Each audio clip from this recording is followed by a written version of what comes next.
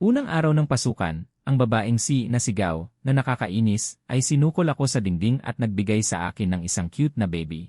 Isang anak na babae. Ikaw na ang bahala. Nakatingin sa maliit na anak na babae sa harap ko na medyo katulad ko. Bigla akong nalito. Hindi pa nabubuksan ang aking wallet. Saan nanggaling ang anak na babae? Gayunpaman, hindi ko alam, ang cute na baby na ito ay tunay kong anak.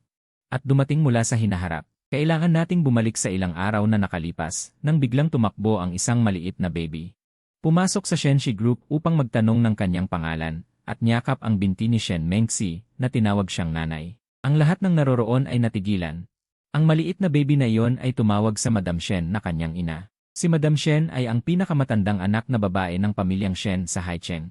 Higit pa rito, si Madam Shen, na walang tigil sa pagtatrabaho ng 365 araw sa isang taon, ay nagkaroon ng anak. Mabilis na nakabawi si Shen Mengxi.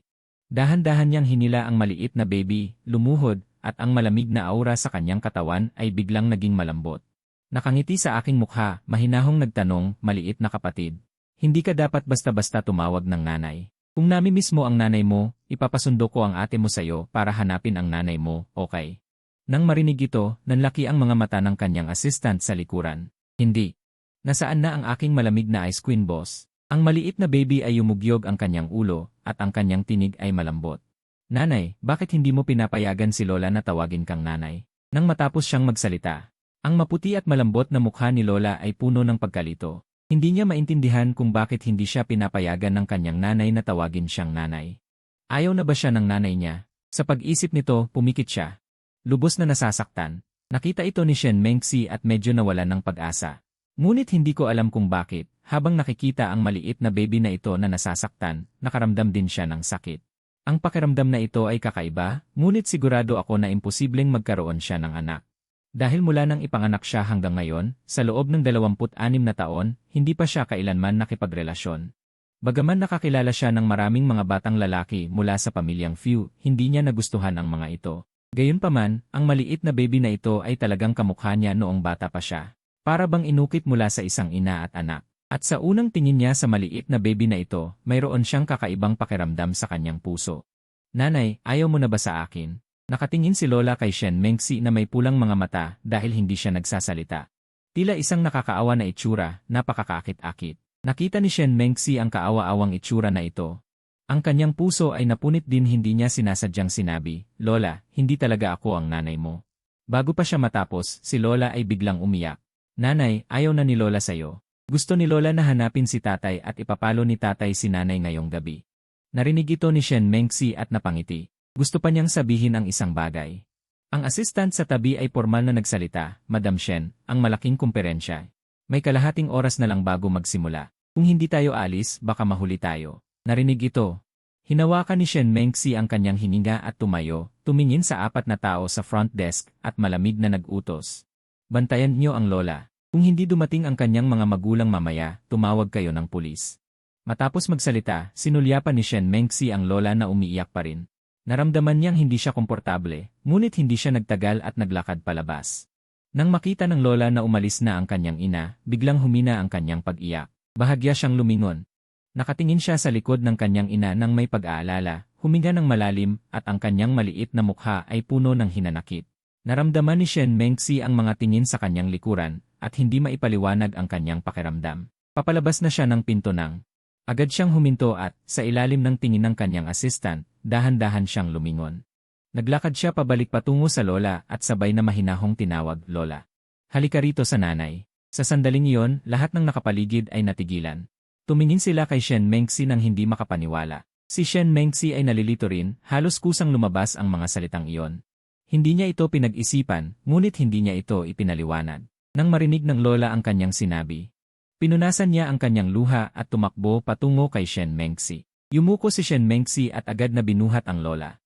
Nakatingin sa malungkot na mukha ng maliit na bata sa kanyang mga bisig, isang ngiti ang lumitaw sa kanyang mukha. Hindi niya napigilan ang sarili na pisilin ang pisngi nito. Nagpaut ang Lola at huminga ng malalim, pagkatapos ay ibaling ang ulo sa gilid. Tila siya ay nagtatampo at gusto niyang suyuin siya, na napaka-cute. Ngumiti si Shen Mengxi at inabot ang kanyang puti at malambot na daliri upang kilitiin ang baba nito. Napaatras ang Lola. Nagtatampo siya at isinubsob ang maliit niyang mukha sa lig nito. Hindi tinulak ni Shen Mengxi ito at naramdaman niyang nag-enjoy siya. Ang makakapit sa maliit na batang ito ay nakakagulat din sa kanya. Hawak ang lola, yumuko si Shen Mengxi at umupo sa likod na upuan. Ang kanyang assistant sa tabi niya ay sinara ang pinto ng sasakyan para sa kanya at pagkatapos ay umupo sa harap na upuan. Sa loob ng sasakyan, itinaas ni Shen Mengxi ang kanyang kamay upang punasan ang luha sa mukha ng lola. Mahinahong nagtanong, "Lola, bakit ka nag-isa na pumunta para hanapin ang nanay? Nasaan si tatay?" Umiling ang lola, ang kanyang tinig ay parang bata.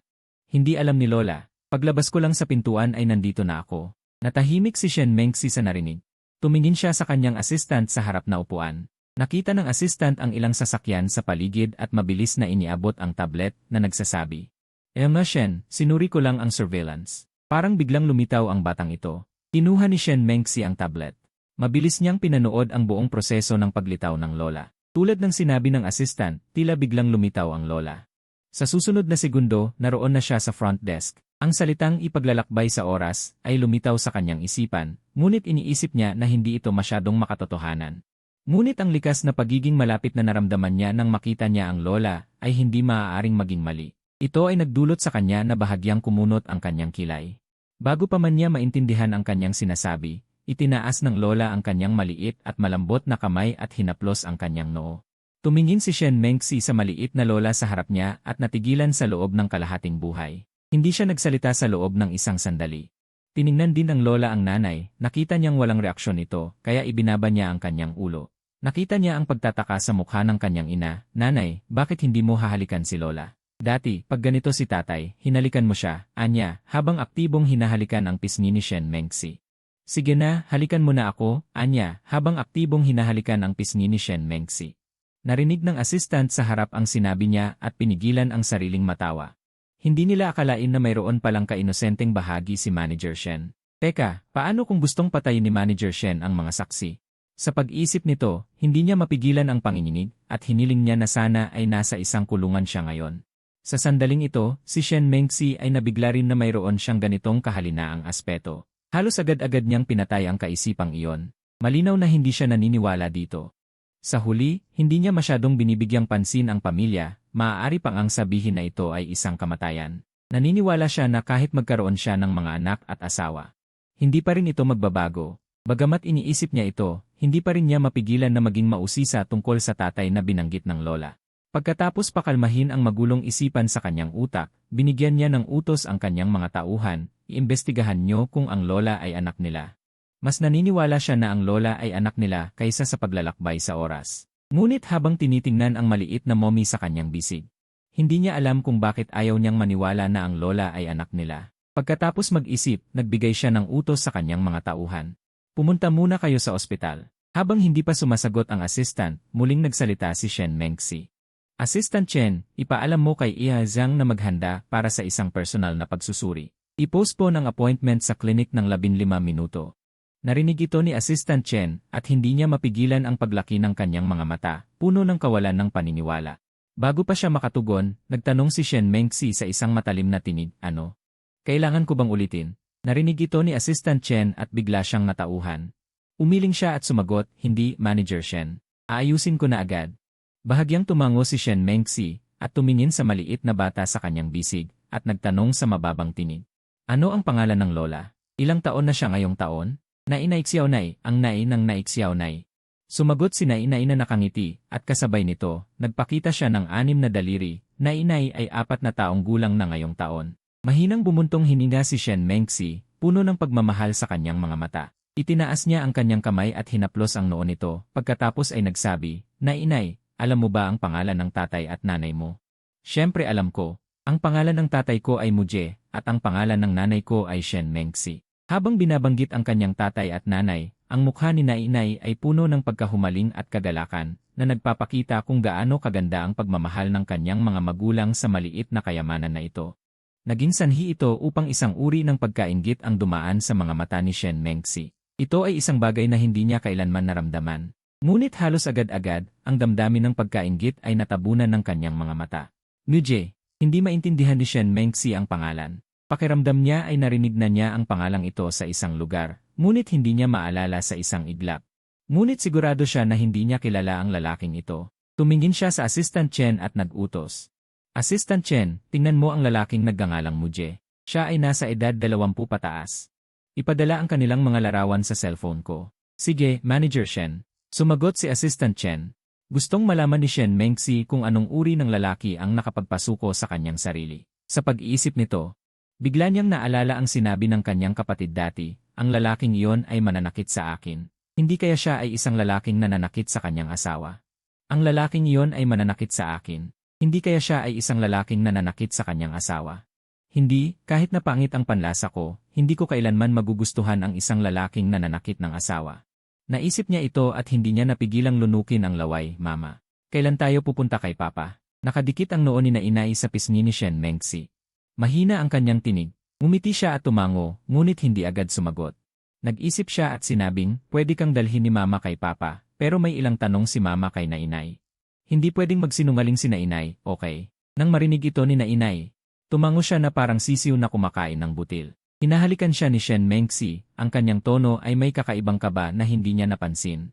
Na inay, madalas bang sinasampal ni Papa si Mama? Matapos itanong ang tanong na ito. Ang nanay niya ay iniwan si Lola sa lolo at lola. Hinahanap si Papa. Bago pa siya matapos magsalita, hinawakan agad ni Shen Mengxi ang maliit niyang bibig. Naintindihan din niya kung bakit siya pinarusahan sa gabi. Hindi niya mapigilang mapasigaw.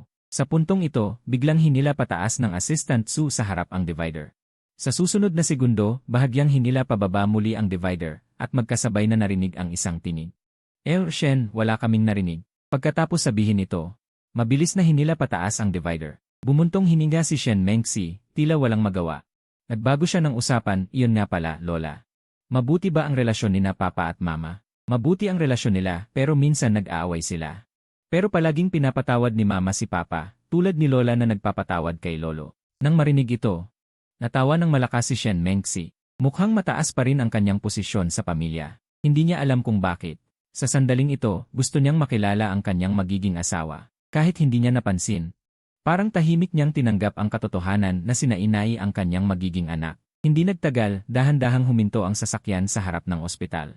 Pagpasok pa lang sa ospital, tatlo silang nagtungo sa paternity testing center. Magalang, si Shen Mengxi at ang iba ay nagpunta sa paternity testing center. Nakahanda na ni Ace Zhang ang mga gamit. Nang tignan niya si Shen Mengxi na may hawak na isang maliit na batang babae, nagulat siya. Bago pa siya makapagsalita. Nagsalita muna si Shen Mengxi, Ian Zhang, pakisagawa ng paternity test para sa akin at sa batang babae na ito. Kailangan ito agad. Kailangan kong makuha ang resulta sa hapon. Kumislap ang mga mata ni Ai Zhang at biglang natauhan. Tumango siya at matatag na sinabi. CJ. Hindi na nagtagal si Shen Mengxi at lumabas siya. Sumakay siya ng taxi papunta sa Haicheng University. Kasabay nito, sa malaking auditorium ng Haicheng University. Niyakap ako ni Yang Wei at sabik na sinabi, Muje, may magandang balita ako para sa'yo. Nabalitaan ko na ang CEO ng Shen Group ay inimbitahan bilang panauhin sa taunang pagdiriwang ng mga bagong dating. Sabi ko nang walang gana. CEO ng Shen Group, napakaganda naman yan. Tiningnan ako ni Yang Wei ng masama at sinabi. Hindi mo alam dahil hindi ka nakikinig sa nangyayari sa labas. Normal lang, sasabihin ko sa'yo. Ang pamilyang Shen sa Haicheng ay itinuturing na pinakamayamang pamilya sa lungsod. Ang pinakamahalaga ay si Shen Mengxi ay napakaganda. Siya ay isang sikat na kagandahan sa Haicheng, at siya ay 26 taong gulang pa lamang. Hayaan na lang natin. Mayroong napakaraming magagandang babae online, ilan sa kanila ang totoo. Karamihan dito ay peke rin.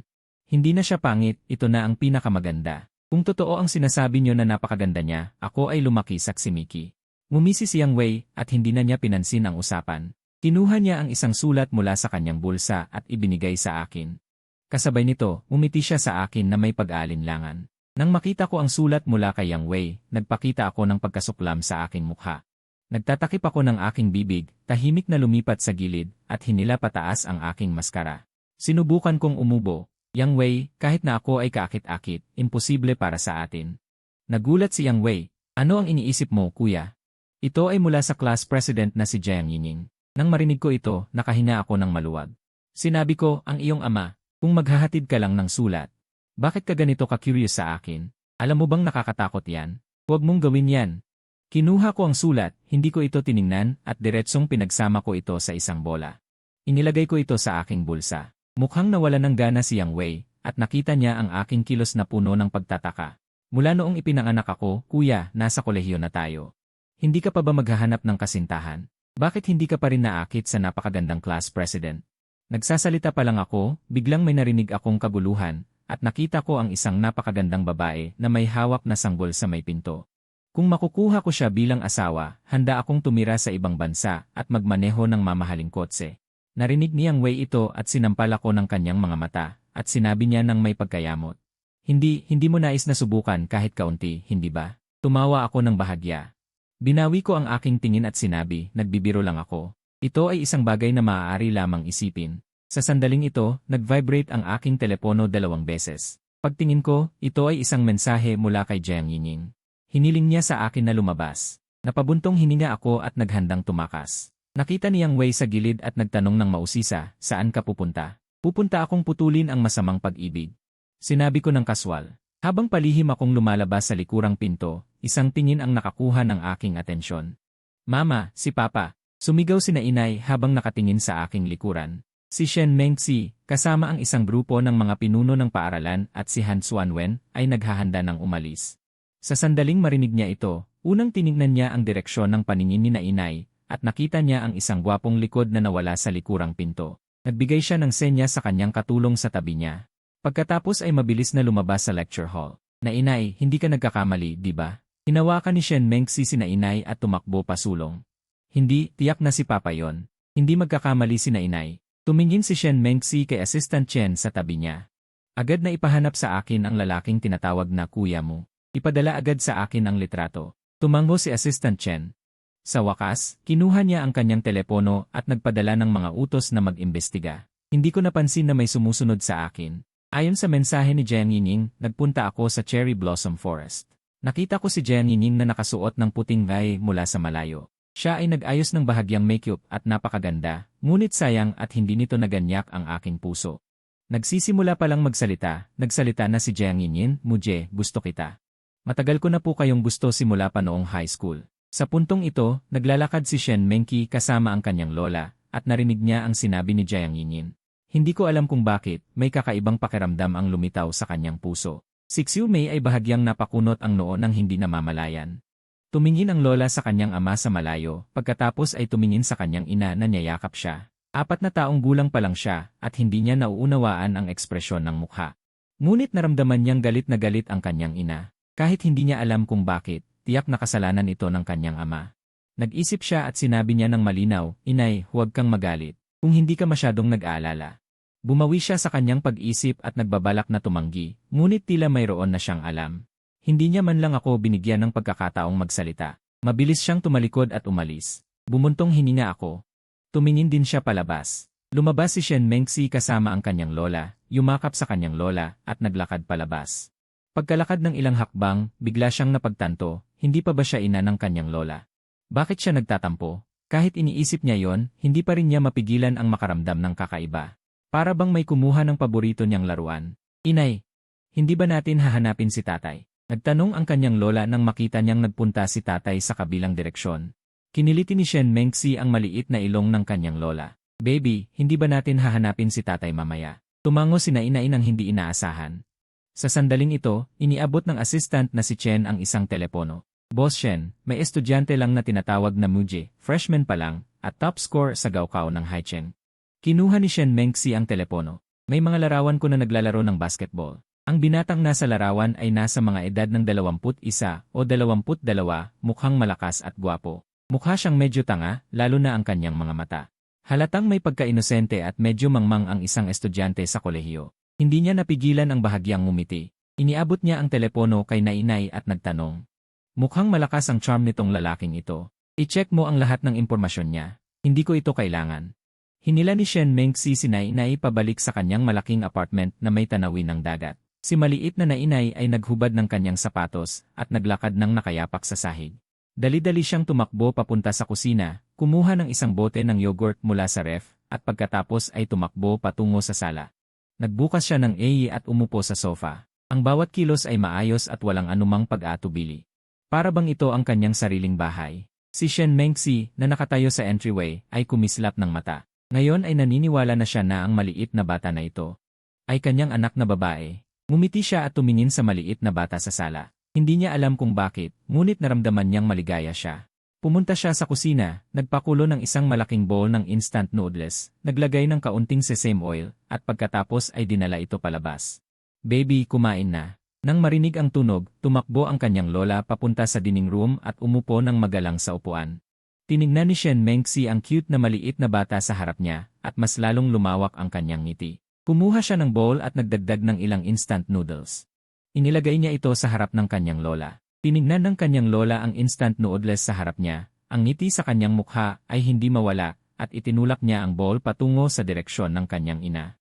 Inay, kumain ka. Hindi gutom ang aking lola. Gayunpaman, ang kanyang maliit na tiyan ay hindi napapanahong kumalampag. May sandaling pagkabagot.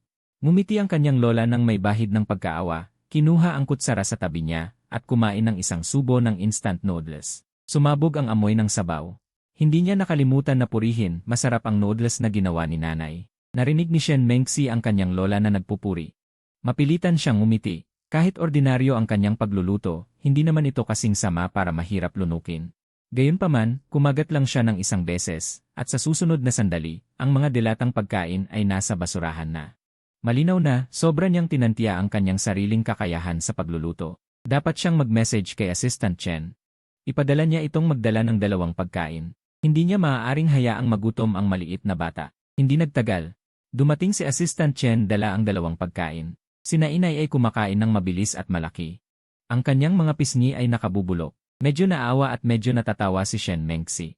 Hawak ni Assistant Chen ang isang tablet. Boss Shen, narito ang lahat ng impormasyon tungkol kay Mr. Mu. Tiningnan ni Shen Mengxi ang tablet sa tabi. Si Muje ay 18 taong gulang. Ang kanyang mga magulang ay namatay. Ang kanyang ina ay si Fu Yanji, at ang kanyang kapatid ay si Mu Yulu. Nang makita ang litrato ni Fu Yanji, ang kanyang mukha ay puno ng pagkamangha. Kilala niya si Fu Yanji at lubos na pamilyar siya. Dahil iyon ang naging class advisor niya sa 3 taon ng high school. Hindi nakapagtataka na pamilyar sa kanya ang salitang Muje. Sandali. Ibig sabihin, ang kanyang magiging asawa ay ang anak ng kanyang guro. Nang makuha ang konklusyong ito, medyo nahihilo siya. Naalala ni Ixi noong grade 11 dahil sa ilang bagay. Tila nakasama niya ang kanyang anak sa loob ng isang araw. Sa kanyang pagkabigla, itinuro ni Nainay ang litrato sa tablet at masayang sinabi.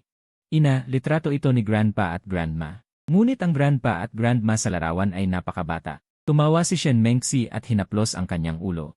Mabait na bata, pagkatapos ng ilang panahon, magdadala sina Mama at Papa sayo upang makita sina Grandpa at Grandma, okay? Sa sandaling iyon, tumunog ang cellphone. Tiningnan ni Assistant Chen ang tablet at biglang sinabi, Boss Shen, personal na natukoy. Kinuha ito ni Shen Mengxi at tiningnan. Nakasaad dito na ang relasyon ay 79.9% inaanak. Hindi siya nagulat dito. Sa halip, naramdaman niya ang saya. Sa hinaharap, nanganak siya ng isang napakagandang maliit na bata. Pumunta siya sa tabi ni Assistant Chen at iniutos, huwag hayaan silang lumibot sa kumpanya. Sige, Boss Shen. Oh, tama, Boss Shen, ang pulong sa hapon. Hindi pa natatapos ang pagsasalita ni Assistant Chen, sumingit si Shen Mengxi. Ipinaliban, ayusin muli ang oras. Tumango si Assistant Chen nang hindi nag-isip. Sa puntong ito, kinurot ni Nainay ang kanyang umbok na tiyan, Mama, busog na ako. Kailan tayo pupunta kay Papa? Natahimik bigla si Shen Mengxi at nagpakita ng pag-aalangan sa kanyang mukha. Ito ay talagang isang mahirap na sitwasyon. Talagang mahirap. Kung ibang lalaki, baka hindi siya gaanong may pag-aalinlangan. Ngunit si Muje ay anak ng kanyang guro, at siya ay 18 taong gulang pa lamang. Ang pinakamahalaga, nung maliit pa siya, nabuhat niya ito. Nakita pa niya ang kanyang pagiging hubad. Paano niya ito sasabihin? Sasabihin ba niya ng direkta na ako ang iyong magiging asawa? Ikaw ang aking asawa at siya ang iyong anak. Ito ay masyadong nakakahiya. Sa anumang kaso, hindi niya ito masabi. Mama, sabi ni Nainay habang hinahaplos ang kanyang pisngi. Nagmamakaawa siya. Si Shen Mengxi ay naging malambot sa malungkot na mga mata ni Nainay. Tara na nating hanapin si tatay. Tuwang-tuwa si nanay, pumalakpak siya ng maliliit na kamay, puno ng pag-asa ang mga mata. Mabilis na nagmaneho ang 3 magkakasama patungo sa apartment na malapit sa Haicheng Grand, natagpuan ang unit 602. Sumakay sa elevator patungong 606, nakatayo sa pinto, biglang kinabahan si Shen Mengxi. Ngunit bago pa siya makareact, itinaas na ni nanay ang kamay at kumatok sa pinto, kasabay ng malakas na sigaw na, Tatay. Napangiti at umiling si Shen Mengxi. Kailangan niyang harapin ito dahil siya ang magiging tatay ni nanay sa hinaharap. Lumabas ako sa pinto na gusot ang buhok, antok na antok, at nagpakita ng kaunting pagkainis sa mga mata ni Shen Mengxi. Gayunpaman, mabilis niyang sinuri ang itsura ko. Kailangan kong aminin, napakagwapo ng batang lalaking ito. Mas maganda siya sa personal kaysa sa litrato. Nakita ni Little Nanay ako at agad na binuksan ang kanyang maliliit na kamay at matamis na nagpakita ng ngipin. Kinuskus ko ang aking mga mata at hindi ko mapigilang dumilat. Ang CEO ng Shen Group, Shen Mengxi. Pumurap ako, puno ng pagkabigla sa aking mukha. Ngunit mabilis akong nakareact. Sigaw ko, ito ay panaginip. Paano mapupunta ang CEO ng Shen dito sa pintuan ko? Mas mabuting matulog na lang ulit ako. Pagkatapos sabihin yon, bago pa sila makareact, nag-click ang pinto. Diretsong sinara ko ang pinto. Nakatingin sa nakasarang pinto, tila medyo naguguluhan si Shen Mengxi. Ang batang lalaking ito ay mukhang hangal. Paano niya ako nakuha at pinapapanganak pa ako ng anak ng kusa? Okay. Napakagatlabi siya. Bilang CEO. Walang sinuman ang naglakas loob na isara ang pinto sa kanya. Inabot ni Shen Mengxi si Nanay kay Assistant Chen. Nanay, magkukwento lang si Mommy kay Daddy mamaya. Hindi pwedeng makinig si Nanay. Agad na inilapit ni Nanay ang kanyang maliit na tainga. Malakas na sumagot, Mommy, hindi ako makikinig. May isang segundo ng kasiglahan sa mukha ni Shen Mengxi. Bahagyan niyang ininat ang kanyang katawan. Natuto siya ng sanda. Puwersa, madali lang buksan ang isang pinto. Sa susunod na segundo, tumaas ang kanyang binti at sinipa. Matapos ang isang malakas na pagkalabog, ang pinto ay sapilitang bumagsak. Narinig ko ang pagpasok ko at lumingon. Nakita kong ang pintuan ng bahay ko ay nabagsak ng sipa ng babaeng ito. Inurong ni Shen Mengxi ang kanyang paa. Pinagpag niya ang anumang alikabok na wala sa kanyang damit. Pagkatapos ay tumingin siya sa akin na parang basura. Nagtama ang aming mga tingin. Talagang nakakatuwa. Ano ito? Kailan pa ako naging ganito kabastos? Hindi. Hindi ba ito ang oras para isipin yan? Hindi, pintuan ko yan. Sigaw ko na puno ng takot. Hindi pinansin ni Shen Mengxi ang anumang sinabi ko. Naglakad siya papasok. Si Assistant Chen sa tabi niya ay mabilis na lumingon. Sumunod siya ng walang tigil. Nakita ko siyang pumasok at umatras ako ng ilang hakbang. Hoy, ano ang gagawin mo?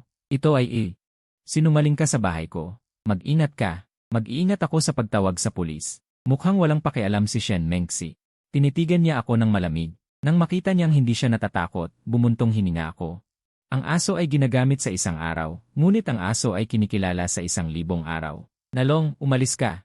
Nang marinig ni Nalong ang utos, agad siyang sumugod kay Shen Mengxi. Hindi pa ako nagiging dominante. Si Shen Mengxi ay tumingin lamang sa hangal na aso sa tabi ko. Si Nalong ay biglang nagulat. Para bang si Hauzi na nakakita ng pusa, tumayo ang kanyang buntot at nagtago sa tabi ng pader. Tiningnan ko si Nalong na nakatago sa tabi ng pader, itinaas ko ang aking paa at sinipa ang kanyang puwit, at nagmura, sayang lang ang pagiging malaki ng katawan mo. Nakatingin ako kay Shen Mengxi. Bago pa ako makapagsalita, si Shen Mengxi ay unang nagsalita, pwede na ba tayong mag-usap ng maayos ngayon? Tiningnan ko ang pinto na nakahiga sa lupa at natahimik. Ngunit hindi nagtagal, ang pagnanais na mabuhay ay nanaig. Tumango ako ng paulit-ulit, natatakot na mahuli. Nakita ni Shen Mengxi ang pagkamatay, at isang matamis na ngiti ang lumitaw sa kanyang mukha. Tahimik siyang naglakad patungo sa sofa sa sala at umupo. Si Chen Zuli, na may hawak na lola, ay umupo sa tabi niya. Nang makita niyang nakatayo pa rin ako ng hangal. Inayos niya ang kanyang alindog at sinabi sa mahinang tinig, saan mo gusto akong kausapin habang nakatayo? Narinig ko ito at natawa ako. Pagkatapos ay napilitan akong lumakad patungo sa kalapit na sofa at umupo. Nakita ni Shen Mengxi ang pag-ugali habang binabawi ang kanyang tingin. Tiningnan niya ang hangal na aso na nakaupo sa sulok. Nang maramdaman ni Nalong ang tingin, mas lalo siyang yumuko. Mahihiyang naglakad patungo sa balkonahe, pumasok sa kulungan at sinara ang pinto. Tiningnan ni Shen Mengxi si Assistant Chen na may hawak na lola at isang malambot na ngiti ang lumitaw sa kanyang mukha, Lola. Tawagin mo siya. Nang makita ko si Shen Mengxi sa ganitong anyo, nanlaki ang mga mata ko. Hindi, ang bilis naman ng pagbabago ng mukha ng babaeng ito. Kung pakakasalan ko siya, hindi ba niya ako ituturing na anak at papagalitan? Hindi pa ako masyadong nakakapag-isip, inabot ng lola ang kanyang maliliit na kamay na parang mga tainga ng baboy. Tiningnan niya ako at matamis na sumigaw, tatay.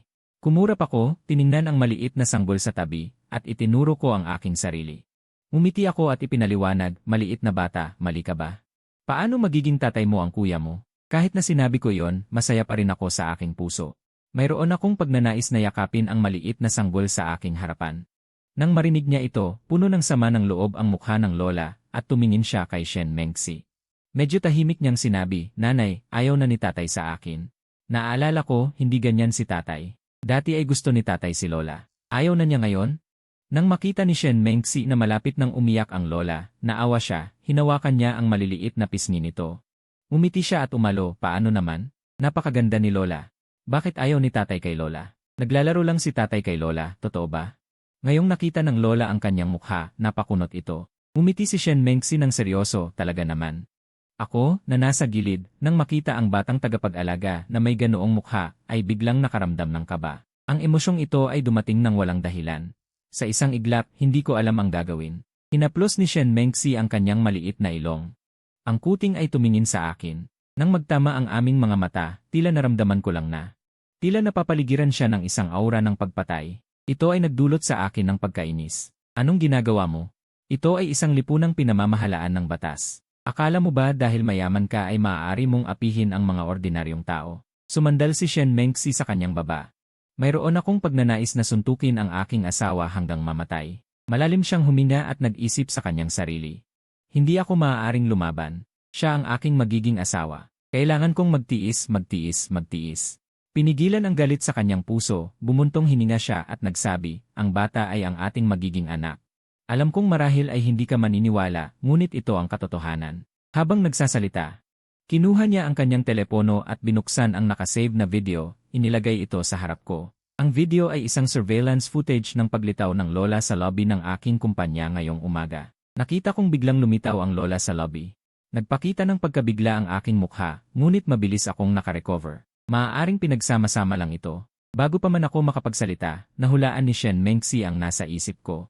Tiningnan niya ang assistant sa tabi. Mabilis na nakuha ng assistant Chen ang 2 dokumento mula sa folder at inilapag ito sa mesa. Isa sa mga ito ay ang paternity test at ang isa pa ay ang medical examination report. Nagpatuloy siyang nagsabi, totoo ang surveillance footage. Hindi ko kailangang lokohin ka. Ito ang paternity test ko at ng lola, pati na rin ang aking medical examination report noong nakaraang buwan. Wala akong sexual experience at wala rin akong record ng panganganak. Mabilis akong nakarecover. Bagaman mayroon kaming kaunting pera sa aming pamilya, imposible itong ihambing sa pamilya Shen. Ang babaeng ito sa harap ko ay talagang hindi ako niloloko. Kaya ba ang maliit na batang ito sa harap ko ay talagang anak ko? Sa mas maingat na pananalita, siya ay dapat na aking magiging anak. Tiningnan ako ni Shen Mengxi na hindi nagsasalita. Akala niya ay hindi ako naniniwala, kaya nagpatuloy siya sa pagsasabi. Kung hindi ka maniniwala, maaari kang magpa-paternity test. Kung ayaw mong kilalanin ang bata, ako na ang mag-aalaga sa kanya. Bago pa man siya matapos, pinutol ko siya. Sino ang nagsabi na ayaw ko? Siya ang anak ko. Habang nagsasalita, tiningnan ko ang maliit na batang tagapag-alaga. Malumanay ang aking boses, halika, anak. Narinig ng bata ang tinig ni Zhenhua at tumalon mula sa sofa. Diretso siyang yumakap sa aking dibdib, puno ng paghanga. Nilagay ko ang maliit na bata sa aking mga bisig. Habang tinitingnan ang maliit na bata sa aking mga bisig, ang aking puso ay lubos na lumambot. Tatay, masama yan, dahan-dahan. Bago pa man ako makapagsalita, nakita kong nagtatampo ang bata at nagsasabi, gusto kong halikan ang aking mukha. Hindi ako nag-isip at hinalikan ko siya sa pisngi. Ano ang masasabi ko, ang pakiramdam na ito ay napakakaiba. Pagkagising ko, naging tatay ako. Tiningnan ni Shen Mengxi ang kanilang interaksyon bilang mag-ama at biglang nakaramdam ng hindi kasiyahan sa kanyang puso. Nang mapansin niya ang hindi kasiyahan na ito, nagulat siya mismo. Umiling siya at nagsabi, mas mabuti na magpasuri muna tayo sa ospital para sa paternity test. Pagkatapos niyang sabihin yon, nag-isip siya sandali at nagdagdag, huwag kang mag-alala. Hindi mo kailangang bayaran ang gasto sa pagpapatest. Nang marinig ko ito, umungol ako at sinabi ng may kayabangan. Hindi na kailangan. May pera ako. Habang nagsasalita, binuksan ko ang aking telepono at binuksan ang isang payment API. Ang balanse ay nagpapakita ng 20 yuan at 0 cents. Ngunit sa susunod na segundo, isang alerto ang lumitaw na nagpapahayag ng isang magulong maliit na aso. Ang iyong subscription sa musika ay mag-expire na at automatiko kang magre-renew, kukuha ng 14.7 yuan. Nang makita ko ang balitang ito, nakaramdam ako ng pagbuntong hininga. Kakasimula pa lang ng pasukan. Nawala na ang pera. Sa sandaling ito, naalala ako ng assistant ni Chen sa tabi.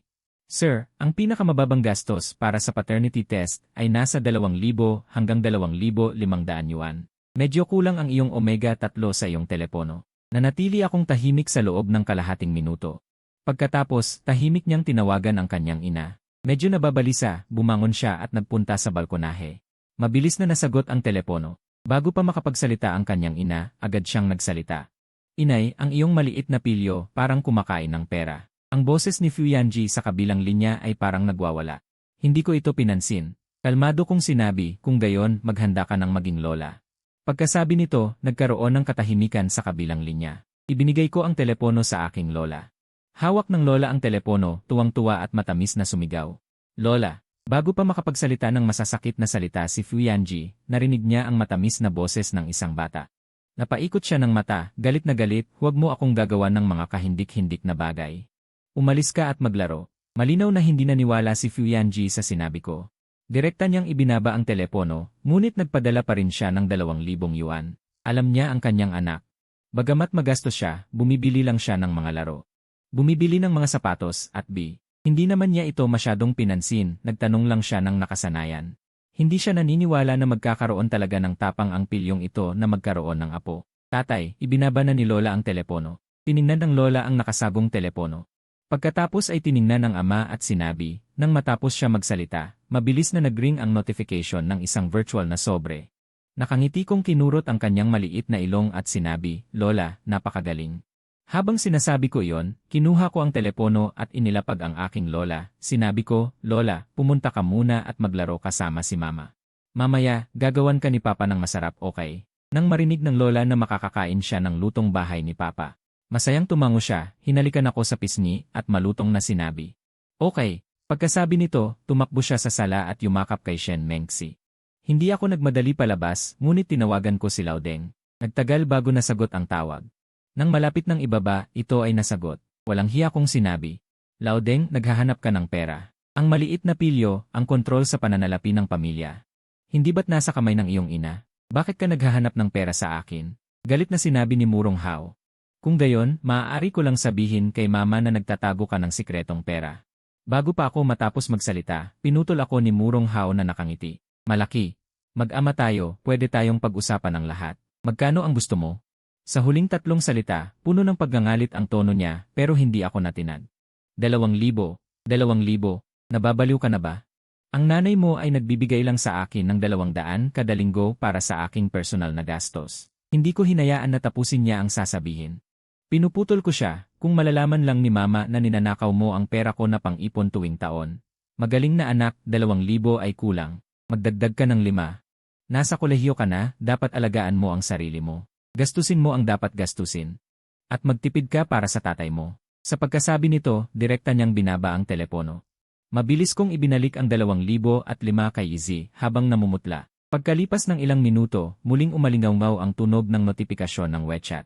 Sa wakas, masaya kong pinindot ang tanggapin. Sa pagbasa ng 4,000 sa loob ng 10 minuto, tiningnan ni Shen Mengxi ang kanyang likuran sa sala. Nawala ng ekspresyon ang kanyang mukha. Ang balkonahe ay hindi gaanong soundproof, at hindi pa sinarado ni Nainay ang pinto paglabas niya. Kaya narinig niya ng malinaw ang pag-uusap ng mag-ama. Pumasok ako sa sala. Iwinagayway ko ang cellphone sa aking kamay at mumiti. Tara na. Bahagyang kumunot ang noo ni Shen Mengxi. Pupunta ka sa labas ng ganito. Tiningnan ko ang aking magulo na buhok at yumuko.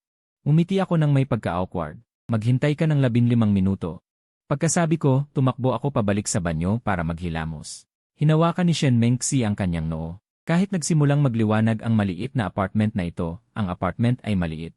Ngunit napakakomportable, mas may pakiramdam ng tahanan kumpara sa kanyang malaking penthouse.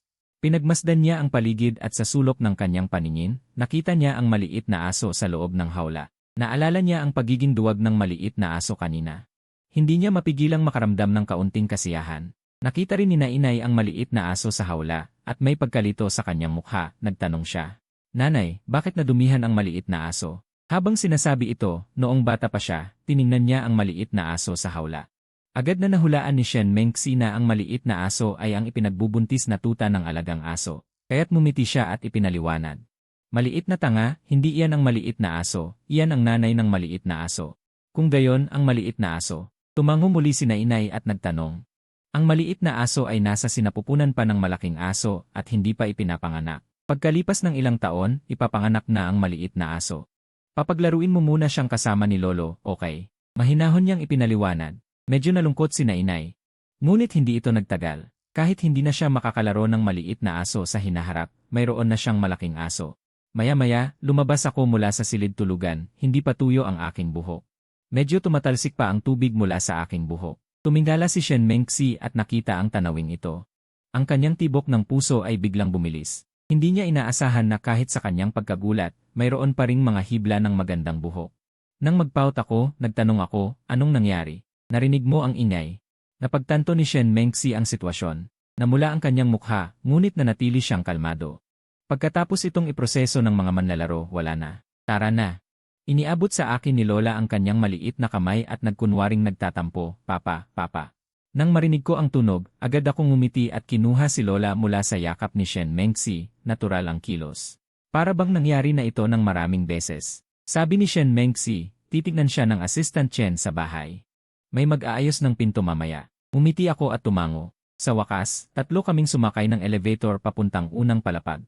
Nangunguna ako habang karga si Lola. Sumusunod si Shen Mengxi sa aking tabi. Paminsan-minsan, patagong sumusulyap ang kanyang paningin sa lalaking. Mas matangkad sa kanya ng kaunti. Mas lalo siyang nagtataka kung bakit siya nahulog sa lalaking ito. Natural na napansin ko ang kanyang mga sulyap, ngunit inakala ko lang na nakatingin siya kay Lola. Bagaman mataas ang kumpiyansa ko sa aking sarili. Hindi pa ako kasing narcissistic para isipin na ang isang siyu ay patagong yumayakap sa akin.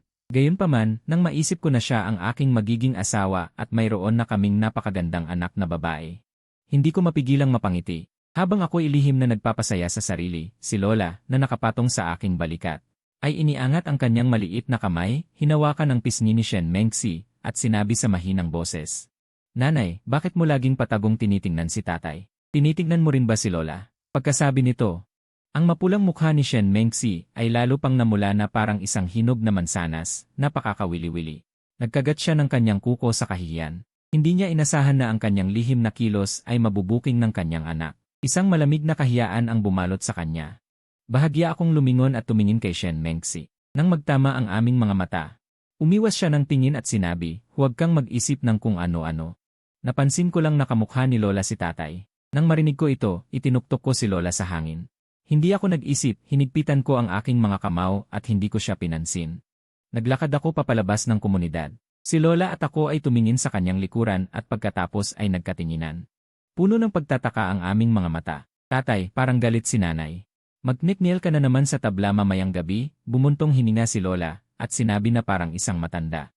Nang marinig ko ang kanyang sinabi, halos agad kong nakuha ang mga susing salita. Kneel sa tabla. Hindi, bilang isang Caucasian. Paano ako luluhod sa tabla sa hinaharap? Imposible, talagang imposible. Lumabas ng komunidad. Ang driver sa tabi ng kotse ay mabilis na nagbukas ng pinto sa likuran. Sumakay si Shen Mengxi. Inuna ko si Lola sa likurang upuan. Ang maliit ay napakabait at umupo ng mag-isa at tinapik ang katabing upuan. Para sa akin, umupo ako. Ang espasyo sa loob ng kotse ay maluwag. May banayad na pabango sa hangin na nagpasaya sa akin. Malamig na iniutos ni Shen Mengxi. Papunta sa ospital. Tumango ang driver at maingat na isinara ang partition. Dahan-dahang umandar ang sasakyan, unti-unting sumasama sa daloy ng trapiko. Tahimik sa loob. Tumingin ako kay Shen Mengxi. Nag-alinlangan ako, ngunit hindi ko napigilang magtanong. Yun, President Shen. Nang marinig ang pangalan niya, si Shen Mengxi, ay bahagyang umikot at tiningnan ako ng mahinahon, tila siya muli ang dating si na malupit sa negosyo. Nang makita ko ang kanyang malamig na anyo, itinanong ko pa rin ang nasa isip ko. Alam kaya ng ating hinaharap na nakabalik na ang lolo. Narinig ito, biglang na-realize ni Shen Mengxi. Nawala ang anak ng walang dahilan. Hindi ba magwawala sa hinaharap? Ngunit wala rin siyang magawa. Sumulyap siya sa akin. Sa sandaling iyon, hindi niya alam kung paano sasagot. Nagkatinginan sila at muling nahulog sa kakaibang katahimikan ng hangin. Ang awkwardness na naramdaman nila ay nagbunsod sa lolo na mapansin ang pagbabago sa mukha ng kanyang mga magulang. Ang kanyang malalaking mata ay puno ng pagdududa. At ang kanyang puso ay bumaba. Bakit hindi naghahalikan sina Papa at Mama? Kadalasan gusto ni Mama na halikan si Papa, bakit ngayon? Maya-maya, huminto ng maayos ang sasakyan sa tapat ng ospital. Naunang bumaba si Lolo na karga ko. Sumunod si Shen Mengxi. Bahagyang kumunot ang noo ni Shen Mengxi at itinaas ang kamay upang harangan ang nakakasilaw na sikat ng araw. Dito, itinuro niya ang direksyon ng lobby ng ospital at naunang naglakad. Tumugon ako at sumunod na karga si Lolo. Sumulyap si Shen Mengxi sa kanila, ang ama at anak. Pakiramdam niya ay kasama niya ang kanyang anak na lalaki at babae para sa pagsusuri, hindi ang kanyang asawa at anak na babae. Hindi ito kasalanan niya. Pagkatapos ng lahat, ako ay 18 taong gulang lamang noon at ang aking damit ay mukhang bata. Nakatayo sa tabi ni Shen Mengxi na mukhang mature at kaakit-akit. Talagang may pakiramdam na parang ina na kasama ang kanyang anak. Lumamig ang mukha ni Shen Mengxi, naisip niya at hindi na nag-isip pa. Pumasok sila sa direksyon ng Paternity Testing Center. Di nagtagal, 3 silang dumating sa Paternity Testing Center. Sa puntong ito, isang medyo nagulat na boses ang narinig mula sa di kalayuan. Kapatid na mo, isang babaeng doktor na nakasuot ng puting lab coat ang tumingin sa akin na may pagkabigla. Kumindat ako. Hindi ko inaasahan na makikilala ko ang aking sariling kapatid dito. Muyulu, bago ko pa man maipaliwanag, ang lolo sa aking mga braso ay matamis na sumigaw. Tita, nang marinig ang itita, nabigla si Muyulu. Tumingin siya sa akin, pagkatapos ay tumingin sa signage ng paternity test at naramdaman niyang na-mislead siya. 18 ka pa lang, paano ka nagkaroon ng ganoong kalaking anak? Tumingin si Muyulu sa akin na may kawalan ng paniniwala. Agad akong nagpaliwanag, kapatid, ito ay komplikado. Hindi ko maipaliwanag sa iyo sa maikling panahon. Ang lolo ay ang aking anak sa hinaharap. Umirap si Muyulu sa akin. Tumingin siya sa akin na parang hangal. Iniisip mo ba na ako ay isang hangal? Sa puntong ito, sinabi ni Shen Mengxi sa tabi niya, ikaw muna ang magpa-paternity test sa lolo. Ako na ang magpapaliwanag sa iyo. Tumingin ako kay Shen Mengxi. Pinag-isipan ko, dapat makatwiran si ate. Tahimik na ginawa ni Chen Mo ang lahat, kaya hindi na ako nag-abala at nagpunta na kami sa pangunahing tanggapan ng paternity testing kasama si Nana. Matapos umalis ang mga kababaihan, tumingin si Shen Mengxi kay Mu Yunlu at sinabi ng medyo magulo. Puntahan natin ang iyong opisina para pag-usapan. Tumango si Mu Yunlu, hindi tumanggi. Hindi naman malaki ang kanyang opisina. May mahinang amoy ng disinfectant sa hangin. Sinara ni Mu Yunlu ang pinto. Tinatanong ko si President Shen, ano ba talaga ang nangyayari? Kalmado si Shen Mengxi. Si Nana ay ang anak ng aking kapatid at mo sa hinaharap. Nangunot ang noo ni Mu Yunlu. Maliwanag na hindi siya naniwala. Mas gugustuhin niyang maniwala na ako ay sinusuportahan ni Shen Mengxi. Inabot ni Shen Mengxi ang 2 dokumento. Kung hindi kayo maniniwala, tingnan muna ninyo ang 2 report na ito. Tumingin si Mu Yunlu ng mailap sa paternity report. Malinaw na nakasulat doon ang relasyon ng mag-ina. Biglang na-freeze ang kanyang utak. Nanginginig ang kamay ni Mu Yunlu na may hawak na report. Si Nana ba talaga ay galing sa hinaharap? Tumango si Shen Mengxi. Alam kong mahirap paniwalaan. Ngunit iyon ang katotohanan. Tinitingnan ni Mu Yunlu ang 2 report sa harap niya at hinila ako palabas ng opisina. Isinara ang pinto na may malakas na tunog na pinaghihiwalay ang mga paningin sa loob. Nanay, tita, bakit sila lumabas? Hinaplos ni Shen Mengxi ang maliit na ulo nito. May mga bagay lang na kailangang pag-usapan sina nanay at tita. Babalik din siya maya-maya. Masusing tiningnan ako ni Mu Yunlu at sinabi ng may bahid ng pag-uusisa, sabihin mo ng tapat. Sinusuportahan ka ba niya? Naging tatay ka bang walang karapatan? Nagkaroon ako ng mga itim na linya sa noo. Tumingin ako sa aking kapatid nang walang magawa. Hindi ba't masyado kang maraming binabasa ng mga nobela ng mga sikat na si? Ano ang iniisip mo? Ngayon lang din kita nakilala, President Shen. Hindi ko kayo kilala dati. Hindi ko kayo kilala dati.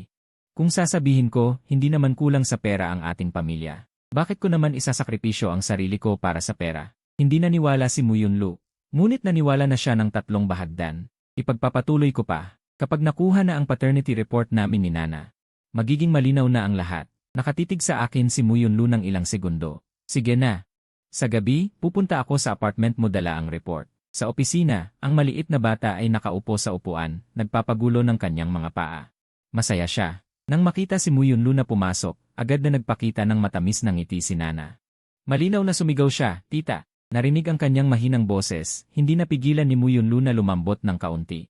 Mayroon siyang bihirang ngiti ng lambing sa kanyang mukha. Nana, maging mabuti ka, sabihin mo sa tita ang pangalan mo. Itinaas ni Nana ang kanyang maliit na mukha at sinabi ng may pagmamalaki. Ang pangalan ko ay Mukseonay, 4 na taong gulang na ako. Pinisil ni Mu Yunlu ang maliit na pisngi ni Nana, hindi niya mapigilan ang pagmamahal. Napakabuti ni Nana. Pupunta si tita para bisitahin ka mamaya, okay? Narinig ito, agad na lumiwanag ang mukha ni Nana. Tumango siya na parang maliit na manok. Okay, okay. Habang sinasabi ito, humalik din siya sa pisngi ni Mu Yunlu. Si Mu Yunlu ay napuno ng kagalakan sa paghalik ng maliit na bata. Lalo pang naging mapagmahal ang kanyang ngiti sa kanyang mukha. Ang kanyang tingin ay malambot na malambot. Ngunit nang mapunta ang kanyang tingin sa akin, ang kanyang ngiti ay agad na nawala at ang kanyang mga mata ay bumalik sa kanilang dating kaseryosohan. Napangiti ako, napangiti at sinabing kung gayon, umalis na muna kami. Tumango si Mu Yunlu ng mahinahon. Mapait akong nagbiro. Agad kong binuhat si Naiken at hinawakan ang kamay ni Shen Mengxi, nagmamadaling lumabas ng opisina. Paalam, tita. Pumaway si Naiken kay Muyulu na muling nagpakita ng ngiti sa kanyang mukha. Kinawayan niya si Naiken at pinanood kaming umalis. Hindi na. Kamukha talaga ni Shen Mengxi si Naiken. Tiningnan ni Shen Mengxi ang hawak niyang kamay at hindi lang niya ito binitawan. Sa halip ay mas hinigpitan niya ito nang hindi namamalayan. Sa sandaling iyon, tila nakaramdam siya ng ibang emosyon. Pagdating namin sa kotse, binitiwan ko ang kamay niya at binuksan ang pinto sa likuran, tumingin kay Shen Mengxi. Uunahin mo ba? Nakatayo pa rin si Shen Mengxi, may bahid ng pagkadismaya. Ngunit mabilis niyang nakontrol ang kanyang damdamin at tahimik na sumakay sa kotse. Sumunod ako. Ang maliit na ulo ni Naiken ay nasa kandungan ni Shen Mengxi, ang mga binti ni Xiao Duan ay nasa aking kandungan, at nakangiti siya ng may kaligayahan. Hindi napigilan ni Shen Mengxi na pisilin ang kanyang ilong, na nagpatawa kay Naiken. Nakita ko ang eksenang ito. Tila isang magandang paglubog ng araw ang naramdaman ko. Tiningnan ko si Shen Mengxi at hindi ko napigilang magsalita. Kanina, ang kapatid ko, parang kilala mo siya. Kalmado si Shen Mengxi. Tumango siya. Siya ang nag-ayos ng physical examination noong nakaraang buwan. Natanto ko. Hindi katakatakang ganoon ang naging reaksyon niya nang makita niya akong kasama si Shen Mengxi at si Naiken sa assessment center. Binalik ko ang aking isip at tumingin kay Naiken, isang malumanay na ngiti ang lumabas sa aking mukha. Ano ang gusto mong kainin ngayong gabi, Naiken? Sa pagkarinig ng pagkain, hinaplos niya ang kanyang ilong ng may pagmamahal. Xiao Changmao. Sige, kakain tayo ng sweet and sour pork ngayong gabi. Pagkatapos ay tumingin siya kay Shen Mengxi nang may kaunting pagkabalisa. Imber Shen, anong gusto ninyong kainin? Si Shen Mengxi ay kalmado. Kahit ano. At huwag mo akong tawaging Emerson. Pwede ba kitang tawaging Mengxi? Pagkatapos kong sabihin yon, medyo kinabahan ako. Pagkatapos ng lahat, hindi pa ako nagkaroon ng relasyon mula pagkabata at hindi ko alam kung paano makipag-ugnayan sa mga babae. Hindi ko maaaring ituring ang aking magiging asawa tulad ng aking ina. Bahagyang kumislap ang mga pilik mata ni Shen Mengxi at marahan siyang sumang-ayon. Ito ay katumbas ng pagpayag. Mabilis kaming nakarating sa apartment at dinala ako upang mamili ng pagkain. Ikaw muna ang magdala kay Naiken pabalik sa apartment. Bago pa man sumagot si Shen Mengxi, sumigaw muna si Naiken. Papa, gusto ko ring sumama. Pinagtawanan ko ang maliit niyang ulo. Maayos na, malapit nang umuwi si Papa. Hindi sumagot si Naiken, tiningnan lang niya si Shen Mengxi at marahang inalog ang kanyang kamay. Tila nakakaawa, walang pagtutol si Shen Mengxi dito at kaagad na nagsalita. Sige na, magsama tayo. Wala naman tayong ginagawa. Nakakainis ka, Mama. Napilitan si Shen Mengxi na ngumiti at hinahalikan ang pisngi niya. Hinalikan ko siya. Tara na. Pamilyar akong nagdala kina Naiken at Shen Mengxi sa pagitan ng iba't ibang stall. Malinaw na hindi pa napunta si Shen Mengxi sa palengke. Nasa tabi ko siya, mukhang walang magawa. Hindi niya naisip na ang isang buong siyu ay hindi makakasali. Si Naiken naman ay nagtatanong ng kung ano-ano. Malugod ko silang binigyan ng paliwanag, pagkatapos ay dinala ko sila sa isang supermarket. Bakit tayo nasa supermarket? Tanong ni Shen Mengxi na hindi maintindihan. Siyempre, para bilhan ng damit si Nainay. Kung hindi, ano ang isusuot niya pagkatapos maligo sa gabi? Nang marinig ito, ngumiti si Shen Mengxi. Hindi niya inaasahan na ang maliit na lalaking ito ay napakamaingat. Nang makakita ng magagandang damit si Nainay, agad na lumiwanag ang kanyang mga mata. Hinila niya kami at naglakad paabante. Mabilis siyang pumili ng isang maliit na pajama na may kuneho. Nang tignan ko, sa tingin ko ito ay cute, ngunit nang makita ko ang presyo, nagulat ako. Hindi, isang pajama ay 1,000 yuan. Ang lahat ng aking damit ay hindi hihigit sa 500. Hindi ako tiningnan ni Nainay, direkta niyang tiningnan si Shen Mengxi at nag-inarte, nanay. Gusto ni Nainay na maging maliit na kuneho. Ngumiti si Shen Mengxi, kinuha ang pajama at inihambing ito sa kanyang katawan, sinasabi, Ama. Pagkatapos, pumili siya ng isang mas malaking pajama, hindi niya tiningnan ang presyo at ibinigay ito sa akin. Nang tanggapin ko ang pajama, bigla kong naramdaman na hindi naman mahirap maging isang sugar baby ng isang babaeng si. Maaaring hindi ito masyadong mahalaga. Ito ay napakaluho. Teka, kung sisirain niya ang bahay ko, hindi ba't mababawasan ang pera para sa dekorasyon? Isipin yon. Hindi ko mapigilan ang pagngiti. Tiningnan ni Shen Mengxi ako, nag-iisip na ang kanyang asawa ay baka isang tanga. Nagpalit lang ng pinto. Mabilis na naglakad pasulong si Assistant Chen at sinabi, Madam. Bagong install na ang pinto. Kailangan lang i-record ang fingerprint. Tumango si Shen Mengxi. Kaya kami, mga babae, ang nag-record ng fingerprint. Buong gilas kong binuhat si Nainay at nag-record ng fingerprint. Si Shen Mengxi ay lumapit. Natural niyang na-record din ang sa kanya. Kailangan kong magtrabaho. Wala akong gaanong oras para bantayan sina inay. Dadalhin ko sina inay sa'yo. Hindi ako marami pang sinabi tungkol dito. Sa huli, siya ang ina ng bata. At kailangan ko pa ring mag-aral, kaya wala akong gaanong oras para bantayan sina inay. Kaya ang bigat na ito. Ay natural na mas malaki ang pasanin ni Shen Mengxi. Nang makita ni Shen Mengxi na wala akong sinabi, nakahinga siya ng maluwag. Lumingon siya kay Assistant Chen at sinabi, ang pera para sa pinto ay manggagaling sa aking personal na account. Pagkatapos, ipagmaneho ka ng driver pauwi. Ngumiti ng malalim si Assistant Chen at tumango. Pinadala ni Shen Mengxi siya palabas at isinara ang pinto. Nagdala ako ng mga sangkap sa kusina at nagsimulang magluto. Sina inay naman ay tumakbo sa balkonahe at inilabas ang inailong. Si Shen Mengxi ay nakatayo sa entrada, tinitingnan ang lahat. Isang damdamin ng kaligayahan ang biglang bumalot sa kanyang puso. Ito ang unang pagkakataon na naramdaman niya ang pakiramdam ng tahanan. Ito ay naging kakaiba sa kanya. Para bang ito ay isang panaginip na mawawala sa susunod na segundo. Nanay, samahan mo akong maglaro. Sa sandaling ito, matamis na tinawag ni na inay si Shen Mengxi. Ngumiti si Shen Mengxi at ang mag-ina ay umupo sa sahig at naglalaro ng mga bloke. Nang marinig ang mga tawanan sa sala, hindi ko mapigilan ang pagtataka at tumingin sa sala. Paglingon ko, nakita ko sina inay na nakahilig sa kandungan ni Shen Mengxi at nag-inarte. At sa sandaling ito, ang huling sinag ng araw ay sumilaw kay Shen Mengxi na nagbibigay sa kanya ng isang malumanay na glow. Sa sandaling ito, si Shen Mengxi ay hindi na malamig tulad ng dati. Ang kanyang buong pagkatao ay lumambot at may ngiti sa kanyang mukha. Ang kaaya-ayang eksena na ito ay nagpatigil sa akin. Nang tumingala si Shen Mengxi, nakita niya akong nakasuot ng itim na apron at nakatingin sa kanya na parang tanga. Ang ngiti sa kanyang mga labi ay may kakaibang ekspresyon sa kanyang mga mata. Sa tingin ko, kaya pala nagustuhan kanya. Nagpakita ako ng pagkalito at dagli ang bumalik sa paghuhugas ng mga gulay. Nagpanggap akong abala. Nakita ni Shen Mengxi ang pagkabigla niya at napapikit. Mga kalahating oras pa. Nagdala ako ng huling putahe at inilapag sa mesa. Kakain na tayo. Narinig yon, hindi na nagtagal ang lola at si Shen Mengxi. Tumayo sila at mabilis na tumakbo patungo sa kainan. Habang nakikita ko silang mag-ina na tumatakbo palapit sa akin, nakaramdam ako ng pagmamalaki. Matapos ang matagal na pagiging abala, tila ito lang ang hinihintay ko. Mabilis na umakyat sa mesa ang lola. Nakawagayway ang dalawang maikling paa, naghihintay kumain. Sabi ni Shen Mengxi, Lola, halika muna para maghugas ng kamay. Nagpaut ang lola at tumingin sa akin, nagmamakaawa, Daddy, gutom na si lola. Ngunit bago pa man ako makapagsalita, nagbago ang mukha ni Shen Mengxi at sumigaw, Lola. Nang makita ko ito, agad kong tiningnan ang kulungan ng aso sa sala at sinabi sa sarili ko, ay, hindi ko pa napapakain si Darling. Pagkasabi nito, naglakad ako patungo sa sala. Nagpaut ang lola. At maluwag na bumaba mula sa upuan, kasama si Shen Mengxi patungo sa kusina para maghugas ng kamay. At ako, pagkatapos pakainin ang aso. Bumalik sa mesa. Bago pa man ako umupo para kumain, isang tingin ang dumapo sa akin. Huminto ang kamay niyang may hawak na kutsara. Agad silang dalawa, tumayo at nagpunta sa kusina. Para maghugas ng kamay. Yumeling si Shen Mengxi. Ngayon, alam na niya kung kanino niya namana ang masamang ugali na yon. Pagkatapos maghugas ng kamay, lumapit sila sa mesa. Hinihintay na sila ng lola. Mahusay siyang gumamit ng kutsara para kumuha ng isang piraso ng pork ribs na matamis at maasim at inilagay sa kanyang mangkok, nagsimulang kumain ng malakas. Nakita ni Shen Mengxi ang pagkabigla.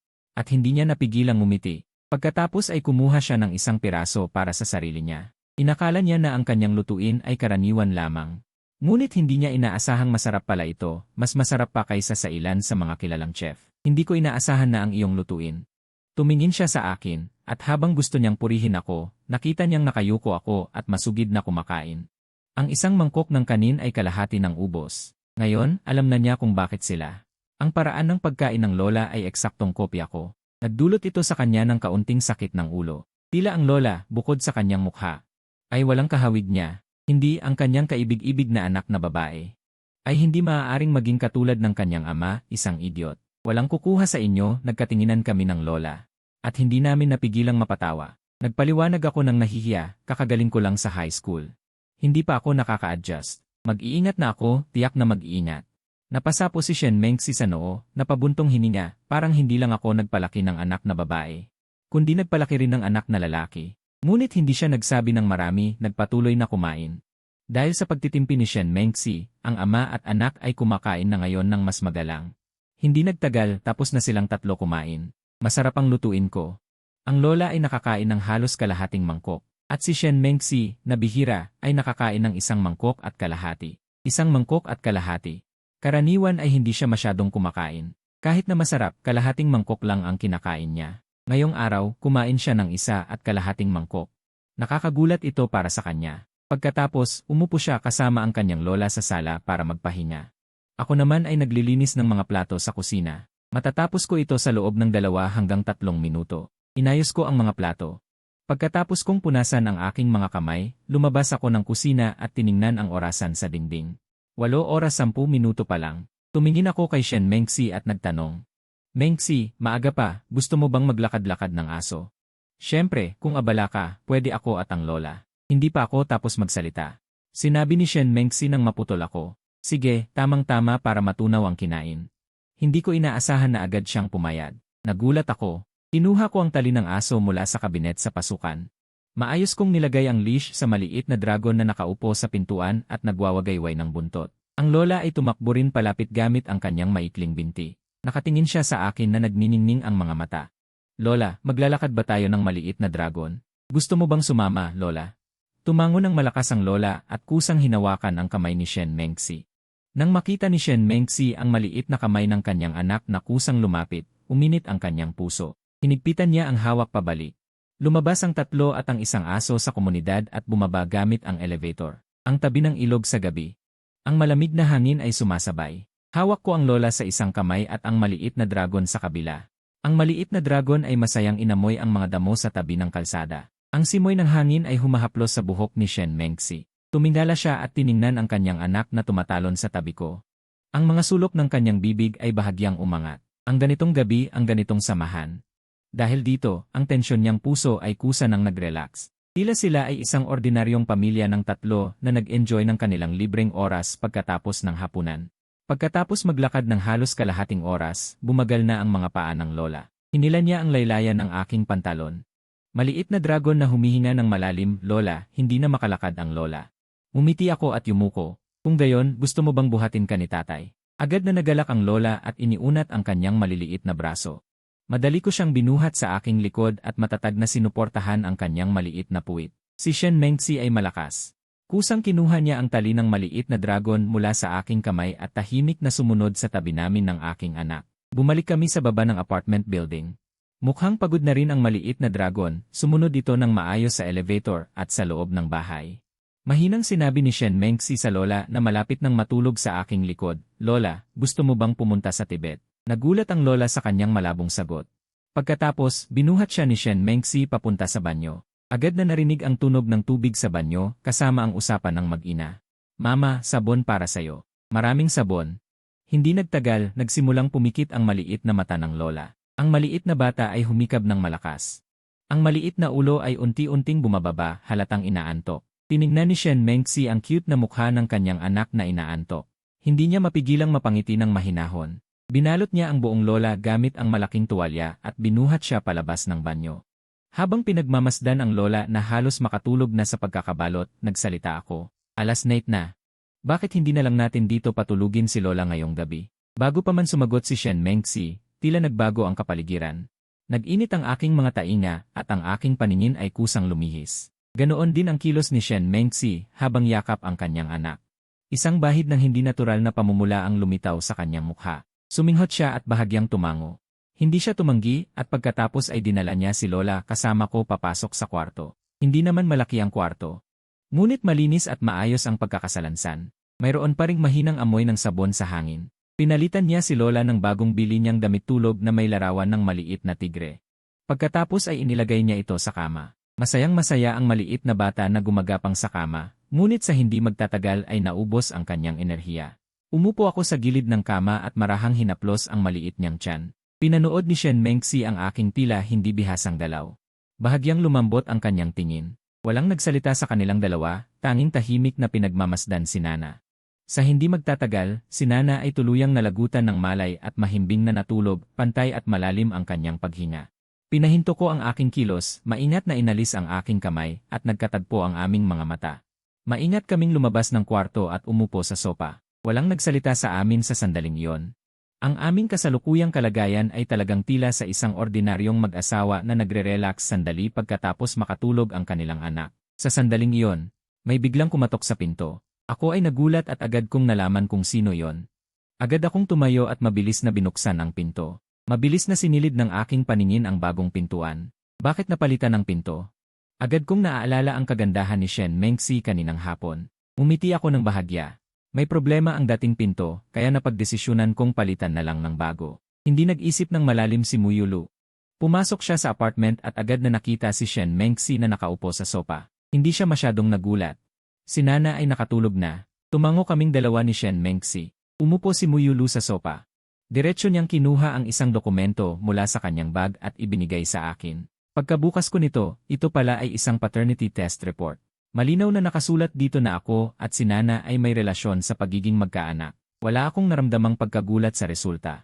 Sa huli, mahirap ipaliwanag ang koneksyon ng dugo. Sumilip din si Shen Mengxi sa report, bagamat alam na niya ang resulta. Gayunpaman, isang katulad na pakiramdam ang lumitaw sa kanyang puso. Ang mga mata ni Muyulu ay lumibot sa aming mga mukha na may bahid ng pagkabigo at kawalan ng paniniwala. Kaya si Nana ay talagang mula sa hinaharap. Tumango ako. Sa ngayon, maliban dito, tila wala nang mas makatuwirang paliwanag. Malalim akong huminga.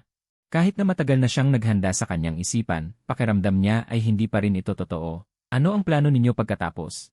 Halos hindi ako nag-isip at sumagot agad. Siyempre, alagaan ko siya. Ano pa ba ang magagawa ko? Nagliwanag ang mga mata ni Shen Mengxi, tumingin siya sa akin, at pagkatapos ay tumango din siya bilang pagsang-ayon. Bumuntong hininga si Muyulu. Mukhang ganito na nga. Paano naman si Mama? Hindi niyo ba sasabihin sa kanya? Huwag, ayokong sabihin sa kanya. Alam mo naman ang ugali ni Mama. Hindi siya maniniwala na may anak mula sa hinaharap. Akala ko talaga na naglalandi ako sa labas at nabuntis ang iba, tapos iniwan ko sila. Kung malaman niya ito, mapuputol ang tatlong paa ko. Nang marinig ni Shen Mengxi ang sinabi ko, biglang naisip niya ang itsura ng guro.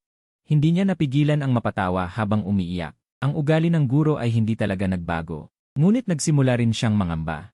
Kung malaman ng guro na ang dating estudyante niya ay kumuha ng kanyang pangalan, mapuputol din ba niya ang sarili niyang mga paa? Sa pag-isip nito, hindi napigilan ni Shen Mengxi ang pagtawa. Tiningnan ko si Shen Mengxi, hindi ko maintindihan kung bakit siya tumatawa. Nakita ni Muyulu ang kanyang kapatid na nagtataka at natatawa. Magaling. Titiyakin kong itatago ko ang sikreto nyo. Ngunit malamang na hindi ito magtatagal. Magkaroon kayo ng ideya sa inyong mga sarili. Mag-isip kayo ng maaga kung paano haharapin ito. Pagkatapos niyang sabihin ito, tumingin siya sa amin ng may kahulugan. Huwag na kayong maabala, humihinga na ako. Sige na, matulog na kayo ng maaga. Sa aking puso, nakahina ako ng maluwag. Ang kapatid kong ito ay tapos na sa buhay na ito. Tungkol sa kung anong uri ng lalaki ang kapatid ko. Mas alam niya kaysa kaninuman. Si Shen Mengxi, isang malakas na babae, ay malamang nagawin siyang tupa. Nais niyang bigyan ako ng babala na lumayo kay Shen Mengxi, ngunit kami ay magiging mag-asawa, kaya hindi ko sila maaaring paghiwalayin ng sapilitan. Kapatid, humiling ka na lang para sa iyong sarili. Isinara ang pinto. Kami na lang ni Shen Mengxi ang naiwan sa pasilyo. Agad naming naramdaman ang banayad na amoy ng isa't isa, na naging sanhi ng bahagyang pagkabagot. Nag-atubili si Shen Mengxi, at nagtanong siya, hindi mo ba sa tingin na pamilyar ako? Napatitig ako, tumingin sa kanya ng walang malay. Ano? Nakikita ang aking lubos na hindi pamilyar na itsura, si Shen Mengxi ay sumimangot. Maliit na pagkadismaya na hindi mahahalata, pagkatapos ay mabilis itong nawala. Bahagya siyang umiling. Alam niya na nakalimutan ko na ang mga nangyari noong bata pa ako. Nagbago siya ng paksa. Gabi na, uwi na ako. Bukas ng umaga babalik ako para tingnan si Lola. Tumango ako ng hindi namamalayan, pagkatapos ay napagtanto ko. Ang layo na nito. Bakit hindi na lang kita samahan pa uwi? Hindi ka ligtas na mag-isa. Umuwi ka na, ayos lang ako mag-isa.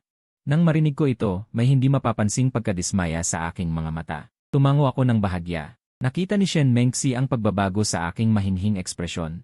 Napakaliit ng kurbada sa gilid ng kanyang mga labi, isang bahagyang ngiti. Pagkatapos kong maghilamos, bumalik ako sa kwarto at tumingin sa natutulog na mukha sa kama. Ang maliit na katawan ay nakatiklop at ang mga sulok ng kanyang bibig ay may matamis na ngiti. Napalambot ang aking puso. Dahan-dahan akong humiga sa kabilang bahagi ng kama, sinusubukang huwag gumawa ng ingay. Sa kabilang banda, bumalik si Shen Mengxi sa kanyang penthouse na may tanawin ng dagat sa tuktok ng lungsod. Tiningnan niya ang malaking bahay na maliwanag ngunit tila napakaluwag at malamig.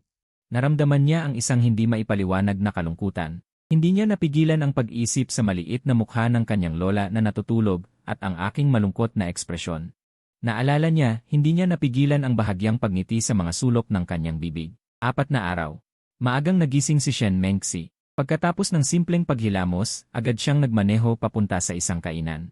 Naghanda siya ng ilang mantou at soy milk bago siya nagmaneho patungo sa apartment. Hawak ang almusal, binuksan niya ang pinto gamit ang fingerprint. Tahimik sa loob, tumayo si Shen Mengxi sa may entrance at tumingin sa paligid. Wala siya sa sala. Wala rin ang maliit na tinig na yon. Malinaw na nagpapalipas oras pa kami ang dalawang babae. Napangiti siya nang walang magawa. Sa nakasanayan, binuksan niya ang shoe cabinet. Napagtanto niyang wala siyang tsinelas dito. Kahapon, naaalala ko lang na binilhan ko ng damit at tsinelas si Lola. Pero hindi ko naisip na kailangan din niya ng isang pares. Hindi ko alam kung bakit, medyo hindi maganda ang pakiramdam niya.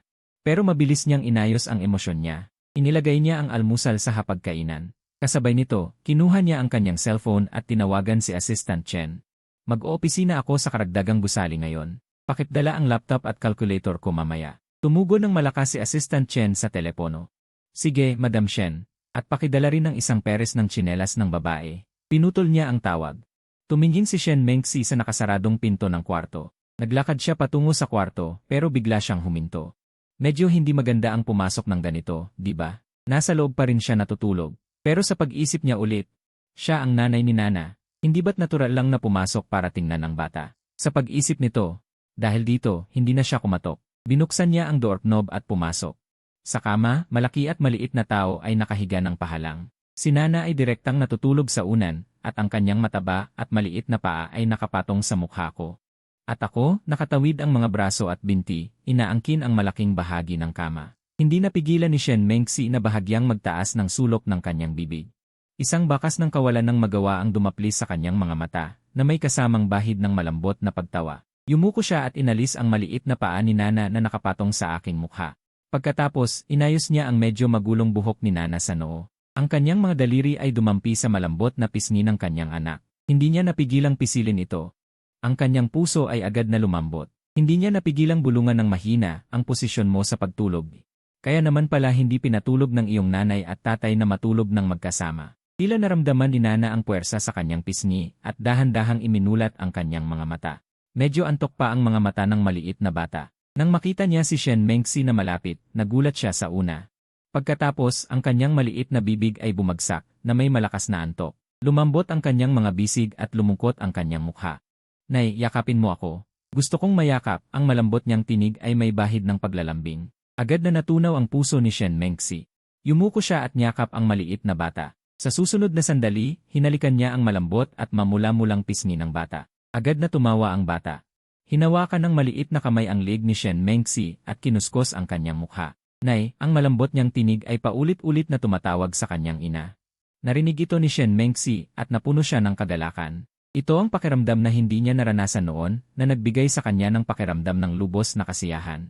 Nagising ako sa ingay sa gilid. Tinusot ko ang aking nanlalabong mga mata at nakita ko si Shen Mengxi na may yakap kay Nana, nakaupo sa gilid ng kama. Ang malaki at maliit ay naglalaro ng mahinahon. Si Shen Mengxi ngayon ay napakabait na nagbibigay ng mas malambot na aura. Nagbibigay siya ng pakiramdam ng isang mabait at matalinong ate. Napaisip ako, sana makapag-asawa ako ng ganito kagandang babae bilang asawa. Siya ang nanay ng anak ko. Hindi, wala na.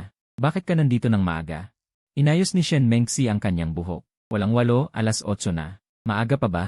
Narinig ko ang numerong ito, bigla akong nataranta at kinuha ang aking cellphone para tingnan ang oras. Malinaw na nakalagay sa screen ang 8:40. Nagsisi ako, hindi ko napigilan ang sarili ko at nagmura. Tapos na. Huli na ako sa klase. Napasigaw ako at dali-daling bumangon sa kama. Pagkatapos, sa pinakamabilis na paraan, sumugod ako sa banyo at narinig ang maingay na paglilinis. Nagulat si Nanan. Naging malungkot ang kanyang mukha habang nakatingin kay Shen Mengxi.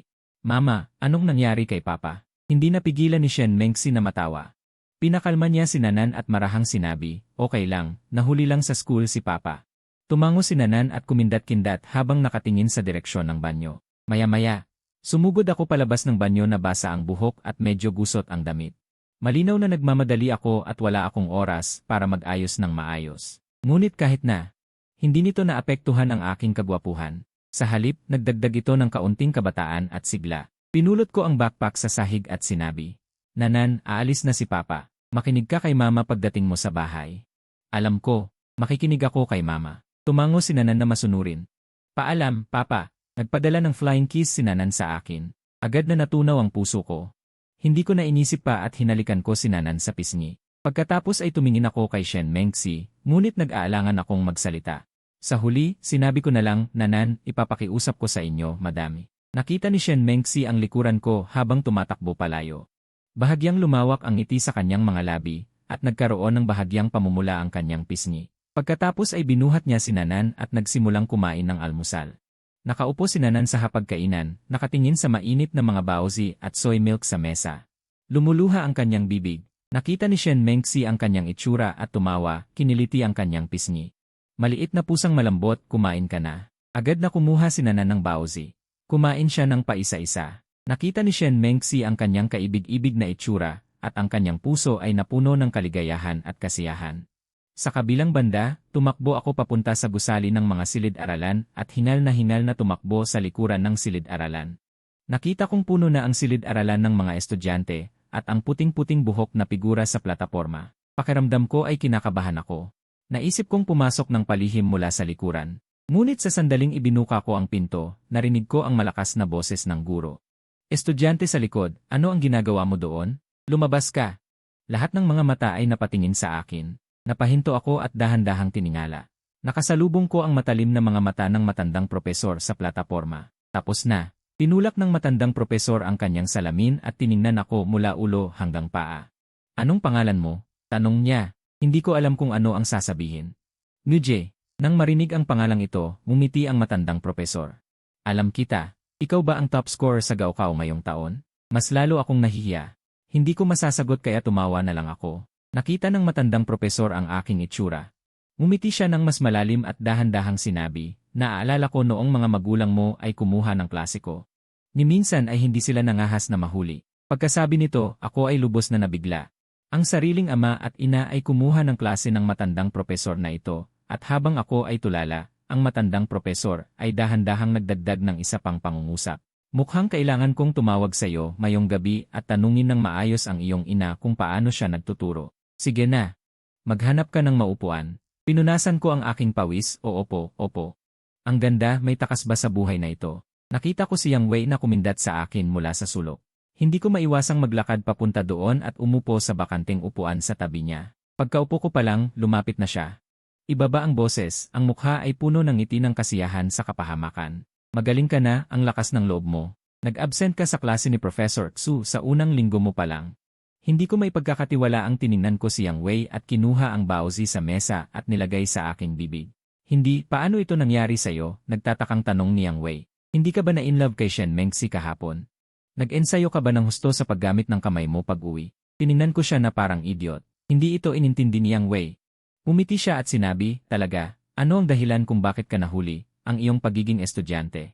Katahimikan ako ng ilang sandali, ibinaba ko ang aking boses at sinabi, hindi ka nagkakamali. Ang bagay na ito ay may kinalaman talaga kay Shen Mengxi. Punyeta! Nanlaki ang mga mata ni Yang Wei. Halos mahulog ang ballpen sa kanyang kamay. Hindi ka ba nagiging sugar baby niya? Sinasabi ko sa'yo. Mahirap tayo, pero hindi tayo dapat maging malungkot. Maliban kung mayroon kang 10,000 yuan na allowance bawat buwan. Kung hindi, huwag pag-usapan. Hindi ako makapagsalita, ano ang sugar baby? Sinabi ko sa'yo, mayroon kaming 4 na taong gulang na anak. Kahapon ng gabi, natulog kami ng anak kong babae. Nakalimutan kong mag-set ng alarm, kaya nahuli ako ng gising. Bumunganga si Yang Wei. Napatulala siya ng halos 3 segundo. Pagkatapos ay parang nakarinig siya ng isang malaking biro at tumawa siya. Kinuha niya ang natitirang baozi sa mesa at isinubo sa bibig ko. Sige na, alam kong matagal ka ng single. Pero kahit sa panaginip maging makatuwiran. 4 na taong gulang na anak, gumising ka na. Nagmuya ako ng baozi at sinabi ng hindi malinaw, sayang. Kung hindi man, okay lang. Hindi naniniwala si Yang Wei sa akin. Kung talagang may anak sila ni Shen Mengxi, siya ay magiging mayaman din nagbago siya ng paksa. Tama, nagtapat ba sa'yo si Jiang Mingyin kahapon? Tumango ako.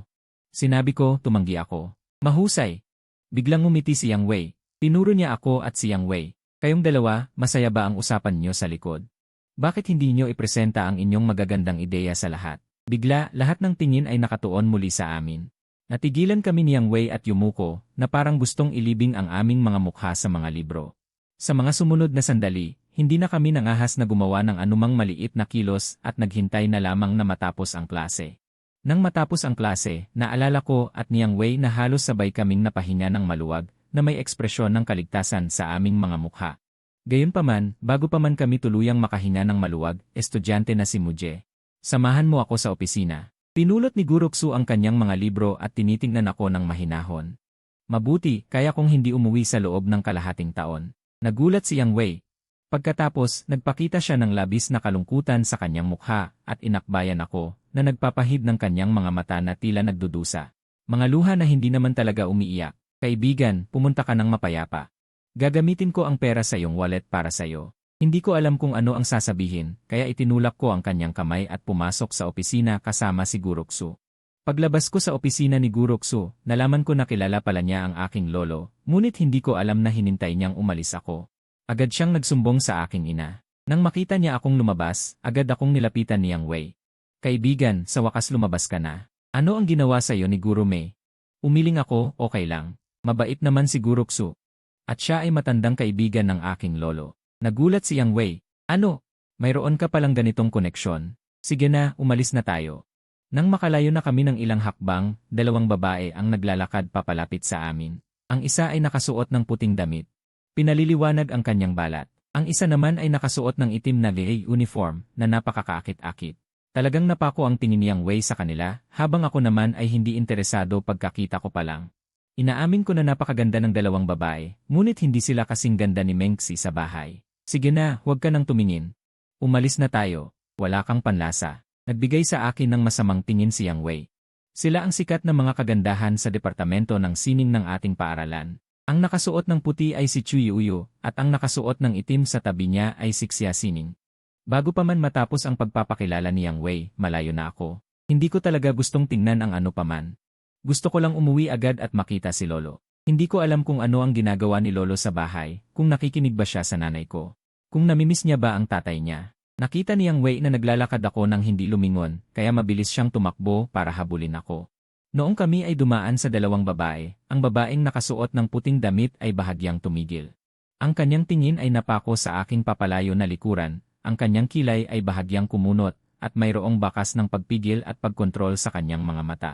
Siya pala, malinaw na naaalala ni Chu Yuyu ang kahapon ng umaga. Si Shen Mengxi ay lumalakad sa likuran ng lalaki sa malayo, hawak ang isang maliit na batang babae na parang porselana. Ang batang babae ay kamukha rin ni Shen Mengxi. Kaya ano ang relasyon sa pagitan nila? Ano ang tinitingnan ni Yuyu? Halos mawala ang kanyang kaluluwa. Si Xia Sining sa tabi niya ay naglabas ng kanyang kamay sa harap niya. Wala naman. Tumugon si Chu Yuyu. Tanong niya nang hindi sinasadya, kilala mo ba ang lalaki na dumaan kanina? Bakit parang pamilyar siya sa akin? Tumingin si Xia Sining sa direksyon na itinuturo niya at nakita lamang kaming papalayo ni Yang Wei. Ang aming malaking eksena sa pelikula. Namumulaklak ang puno ng bakal, nagkagusto sa mas batang estudyante. Ano bang pinagsasabi mo? Tinignan siya ni Chu Yuyu, tila nakakita na siya sa isang lugar. Biro ni Xia Sining. Gwapo ba? Madaling makilala ang lahat. Sige na. Hindi na ako magbibiro, ang pangalan niya ay Muje, isang bagong mag-aaral na kakapasok lang.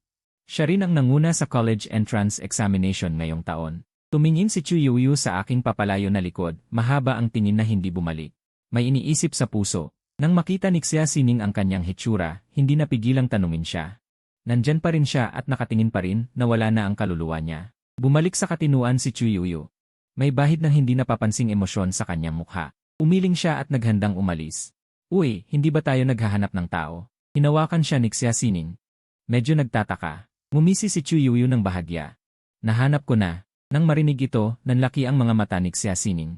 Nahanap mo na? Hindi kaya sadyang nagpunta ka dito para hanapin si Muje? Hindi direktang sumagot si Chu Yuyu. Ngumiti lang siya at tumalikod na naglakad sa ibang direksyon. Hindi, ano ang sitwasyon? Nagustuhan mo ba siya? Sa kabilang banda, binunggo ako ni Yang Wei sa balikat. Muje, yung kanina, ang tingin ni Chu Yuyu ay palaging nakatingin dito. Batay sa 10 taong karanasan ko sa pagbabasa ng nobela, malamang nagustuhan ka niya. Hindi ako interesado.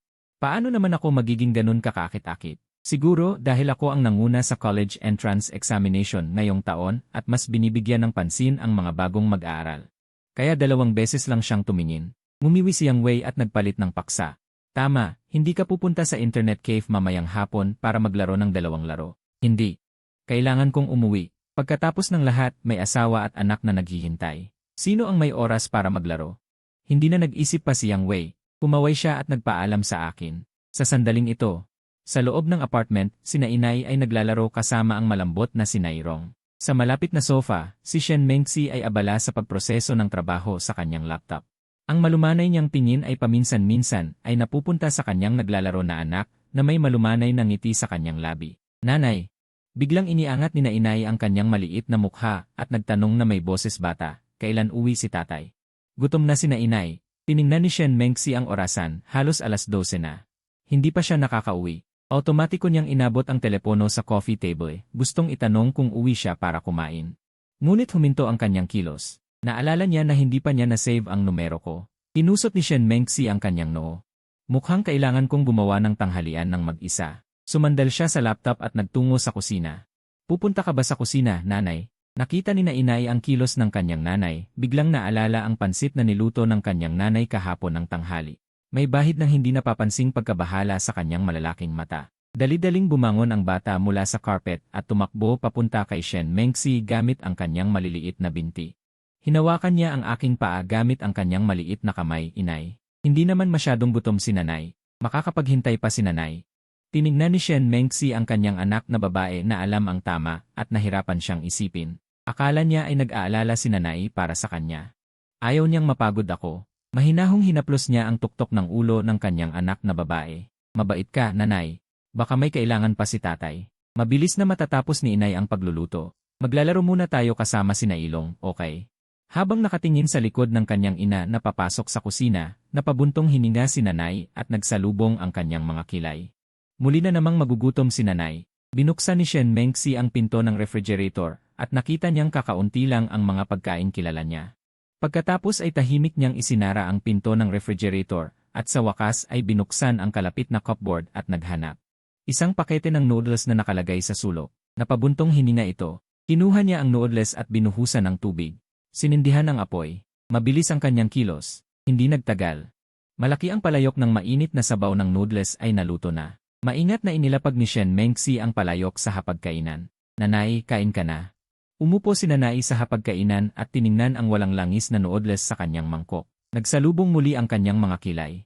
Mahigpit na nakasarado ang kanyang maliit na bibig, wala siyang balak gumamit ng kutsara. Gumawa rin si Shen Mengxi ng isang mangkok para sa sarili niya. Nang makita niyang hindi pa kumakain ang kanyang anak, bakit hindi ka kumakain? Bumukas ang pinto ng apartment. Pumasok ako dala-dala ang ilang shopping bag umuwi na ako. Bumili ako ng mga gulay. Medyo nahuli ako, tatay. Nagningning ang mga mata ni nanay. Agad siyang bumaba sa upuan at niyakap ako gamit ang kanyang maliit na mga binti. Itinaas niya ang kanyang mukha, matamis at malakas ang kanyang boses, at muli niyang tinawag na tatay. Biglang lumambot ang puso ko. Yumuko ako at binuhat siya gamit ang isang kamay. Nakinig ka ba kay nanay, nanay? Namiss mo ba si tatay? Masayang hinalikan ako ni nanay sa mukha. Si nanay ay masunurin. Masunurin talaga si nanay ngayon. Habang pinapanood ang dalawang babae sa pintuan na naglalambingan, dahan-dahan ko siyang ibinaba sa sahig. Pagkatapos ay kinuha ko ang shopping bag at nagtungo sa kusina. Inilagay ko ang mga gulay at karne sa refrigerator. Pagkatapos ay naglinis at bumalik sa mesa. Nagdagdag ako ng isang malaking mangkok ng noodles at naghanda ng kumain. Tinignan ni nanay ang paglalagay ko ng noodles at ang kanyang malalaking mata ay puno ng pagmamalasakit. Hinawakan niya ang aking paa gamit ang kanyang maliit na kamay at malambing na sinabi, "Pa, pasensya na." Natigilan ang aking kamay na may hawak na chopsticks. Tiningnan ko ang aking anak ng may pagtataka. Tiningnan din ni Shen Mengxi si Shen Mengxi na mukhang nalilito rin. Hindi ko alam kung bakit sasabihin yon ni nanay. Bakit nagsabi si nanay ng pasensya sa tatay? Yumuko si nanay at tiningnan ang noodles sa kanyang mangkok. Hindi siya nagsalita. Medyo nalilito ako pero naintindihan ko sa susunod na segundo. Bakit humingi ng paumanhin si nanay? Inilapag ko ang walang lasa at medyo matigas na noodles na nasa bibig ko. Nanay, pinatawad ka na ni tatay. Pangako, tatay, sa susunod, kahit mamatay ka sa gutom. Huwag mo nang hayaang magluto si nanay, okay? Seryosong tumango si nanay. Ano ang nakakatuwa sa kanya? Kumuha siya ng chopsticks at kumuha ng kaunting noodles. Ang lasa ay talagang maputla at ang noodles ay medyo matigas pa rin. Pero hindi naman ganoon kahirap kainin, di ba? Tiningnan niya ako, halatang iritado. Noong bata ka pa, masarap ka naman kumain na. Bakit ngayon mapili ka na? Pagkatapos ay bigla siyang natauhan na kanina lang ay hinawakan siya ng lola. Hindi siya pinapasok sa kusina, sinasabing hindi siya gutom. Hindi pala dahil sa naawa siya. Kundi dahil lang ayaw niya ng luto nito. Sayang at kanina ay naantig siya. Itong maliit na bata, kahit sinasabing hihintayin niya si Papa. Sa puso nito ay nag-isip na ng kung ano-ano. Si Shen Mengzi ay hindi pa rin sumusuko, tiningnan niya ako at nagtanong. Talaga bang hindi masarap? Tiningnan ko ang mukha niyang medyo hindi komportable, at dahil sa pagiging maparaan ko, umiling ako. Hindi naman sa hindi masarap, mayroon lang malaking puwang para sa pagpapabuti. Biglang natuwa si Shen Mengzi sa aking pag-arte. Hindi talaga ako marunong magluto. Okay lang, ako na ang magluluto sa susunod. Sisiguraduhin kong masarap ang kakainin niyong mag-ina. Habang nakikinig sa tabi, narinig ni Nana na ako mismo ang magluluto, kaya agad na lumiwanag ang mga mata niya. Agad niyang itinayo ang kanyang maliit na katawan at tinapik ang kanyang tiyan na kanina lang ay sinasabing hindi pa gutom. Sabi niya nang may pagkamalambing. Papa, nagutom na. Sige, gagawin na ni Papa ang pagluluto. Pagkatapos sabihin yon, tumalikod ako at pumasok sa kusina. Tinitingnan ni Shen Mengzi ang aking likuran habang abala ako sa kusina at hindi niya napigilang mapataas ang sulok ng kanyang bibig. Maya-maya lang, narinig ang ingay ng pagluluto mula sa kusina. Kasabay ng mabangong amoy na kumakalat sa sala. Malakas na inamoy ni Nana ang kanyang ilong at napahawak ang kanyang bibig. Sa mukha niya ay nakasulat ang gusto kong kumain. Nakita ni Shen Mengzi ang anak na parang pusang gutom at naamoy ang mas masarap na amoy sa hangin. Hindi niya napigilang magutom din maya-maya lang, lumabas ako sa kusina dala ang huling putahe.